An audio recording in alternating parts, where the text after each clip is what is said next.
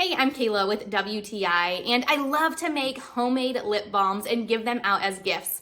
I needed to upgrade my label design, and I happily did that with these awesome craft labels from Dashleigh.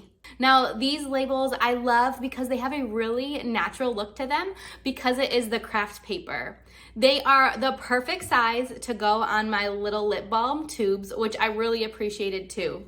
These ones specifically are 2 by 2.15 inches, and they fit beautifully onto my lip balm tubes. This set of labels comes with 60 different labels, and it also directs you right to a website to get the template. Personally, I found these to be very easy to edit right inside of Canva, and they printed so nicely.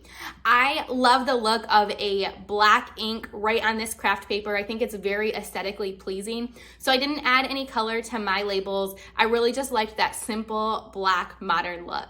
I like that these labels specifically have the safety seal, and I like that it goes around the entire tube, so you can always tell if that tube's been open, if that safety seal has been broken. So if you're looking to upgrade your lip balm labels, I would definitely check out these craft paper ones from Dashleigh. And that's just my point of view.